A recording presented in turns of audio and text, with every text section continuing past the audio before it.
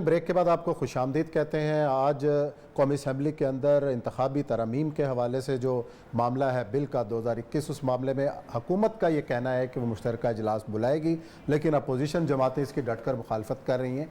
आखिर ये इंतखाबी तरमीम का जो मामला है वो है क्या, और जो वोटिंग मशीन का मामला, इस हवाले से अपोजिशन के एतराज़ात क्यों हैं, इस पर बात करते हैं। और ये साहब, ये जो मामला है कि अपोजिशन का ये मुतालबा था कि एक मुश्तरका पार्लिमानी कमेटी बनाई जाए इसके ऊपर, लेकिन डायरेक्ट अब हुकूमत ये चाह रही है कि मुश्तरका इजलास बुला के पार्लियामेंट का और इसमें यह कानून पेश किया जाए।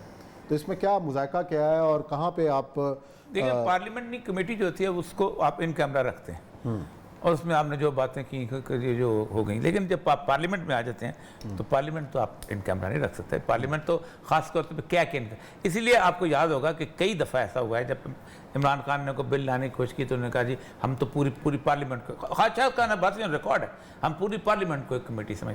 मुझे लगता यह है कि कुछ एश्योरेंसेस हमारी अपोजिशन है वो मांगना चाह रही है वक्त से पहले। ना तो किसी को इस बात पे तहफ़्फ़ुज़ है, कोई, मैं सच्ची बात समझता हूँ कि कोई बायोमेट्रिक्स का सिस्टम जो भी आ रहा है इसमें कोई इतराज़ नहीं, अगर चलाने वाला ठीक हो तो। नेक नीति हो तो लकड़ी के डब्बों में से सच निकल आता है। सही है। लकड़ी के डब्बे थे जब 1970 के इलेक्शन हुए थे और शेख मुजीबर रहमान ने ना इतराज़ किया था, ना भुट्टो ने इतराज़ किया था, ना जमात इस्लामी हारी थी उसने कोई इतराज़ किसी ने 1970, क्योंकि लकड़ी के डब्बे जो थे उस डब्बों के पीछे हाथ कोई नहीं चलता था।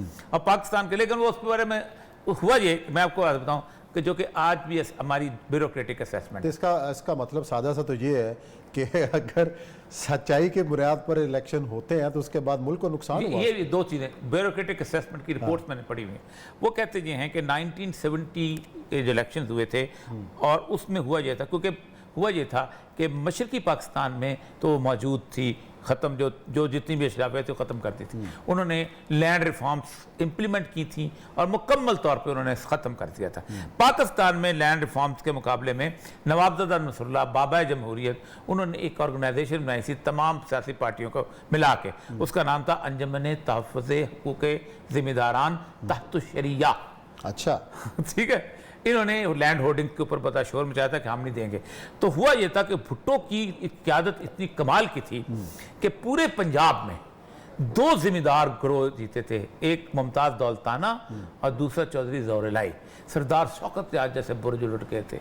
और मुमताज़ दौलताना के वो कहते कि दौलताना इज़ माई फ्रेंड, तो मैं उसके हल्के में नहीं जाऊंगा। तो लुड्डन नहीं गया था तो उन्होंने कहा कि जो बंदा इस तरह को उलट सकता है तो इसका मतलब यह है कि इस पाकिस्तान के अंदर एक ऐसी तब्दीली आएगी जो बहा के ले जाएगी। शेख मुजीबर रहमान ने जिस तरह का सूरत पैदा की थी, बाशानी को साथ मिलाया, फिर उसमें सिर्फ एक नूरुल अमीन बेचारा अकेला वहाँ से अपनी सीट जो था, एक और होते थे वहाँ पर क्या नाम था उनका, हिंदू थे वो जहाँ पर वो पाकिस्तान में बहुत हुए, वो एक जीते थे वहाँ से। तो ये दो सीटें ले। उससे पहले सोहरावर्दी एक बड़ी अच्छी बात कर चुका था, कहता देखो तुम्हारा पाकिस्तान का पूरा एक इलाका अलग है, हमारा तो दोनों के वोट बराबर कर। अयाया खान ने आके दो काम ऐसे किए थे, एक तो पूरी बात पाकिस्तान को खोल के 4 सूबे बना दिए थे, सूबे भी अपनी मर्जी के बनाए जो उसके दिमाग में आया, जैकाबाद होता था बलूचिस्तान के साथ, उसको इधर कर दिया, डेरा गाजी, तो जो भी उसको आया बन गए। तो उसमें यह हुआ कि जिस वक्त फैसला करने में आया तो उनकी आंखें फटी की फटी रह गई। अब उन्होंने थ्योरियाँ निकालनी शुरू की कि मुजीबर रहमान जो है वहाँ असेंबली का इजलास बुलाएगा, फिर स्टेट बैंक वहाँ लेके जाएगा, फिर स्टेट बैंक के साथ सारी दौलत पाकिस्तान की चली जाएगी, फिर यहाँ लोग भूखे मर जाएंगे। यानी एक डिस्ट्रेस का आलम जो था, जिसके ऊपर शेख मुजीबर रहमान ने बाकायदा हमूद रहमान कमीशन में रिपोर्ट दी थी कि मुझे बुलाओ, मैं रेडियो पाकिस्तान पर आकर तहरीर करता हूँ कि मैं लेजिटिमेट वो हूँ, अपना वज़ीर आज़म उस मुल्क का, और मैं वज़ीर आज़म ऐलान करता है कि इंडिया अपने फोर्सेस निकाल दे, उसकी इंडिया की क्रेडिबिलिटी ख़त्म हो जाएगी।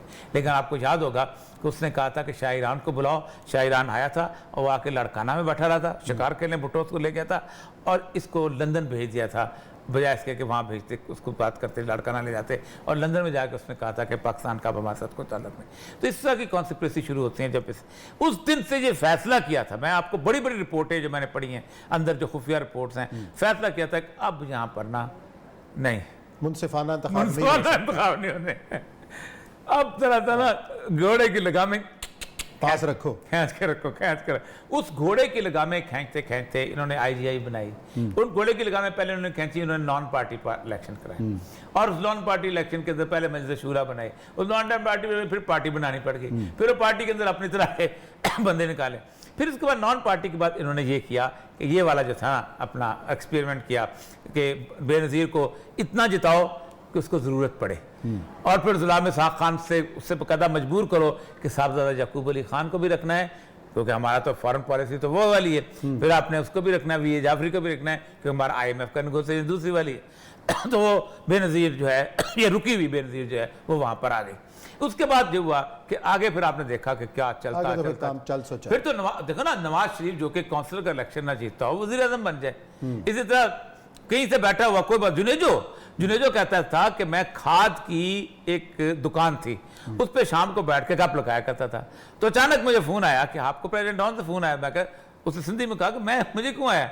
तो उन्होंने कहा आप आए, आप शेरवानी शुरू नहीं है, साहब ने नाम तजवीज़। अच्छा नहीं, शेरवानी शुरू नहीं है। तो आप सोचें कि जितोई साहब जो थे जब वो बन रहे थे, दूसरी दफा तय कर गए थे जितोई साहब जो थे कि उन्होंने बनना है। जितोई साहब खुद कहते थे कि मैं वहाँ से ट्रेन में बैठा और मैंने कहा मैं इस्लामाबाद जाऊँ, जब मुल्तान पे मैं पहुंचा मुस्लिम लीग के उसके इजलास में, तो किसी को नहीं पता, मेरे साथ वादा हो चुका था मैं वज़ीर आज़म आऊँगा।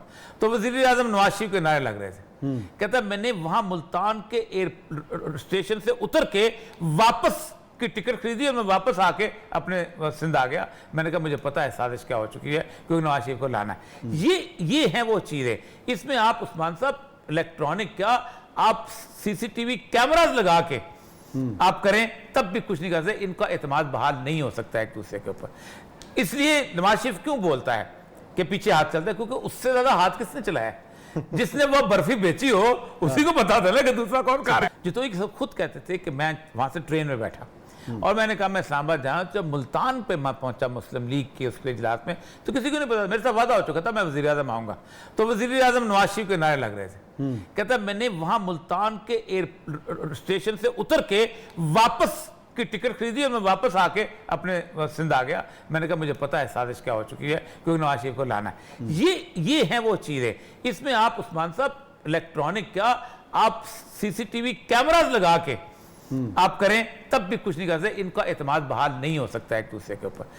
इसलिए नवाज शरीफ क्यों बोलता है कि पीछे हाथ चलता है, क्योंकि उससे ज्यादा हाथ किसने चलाया?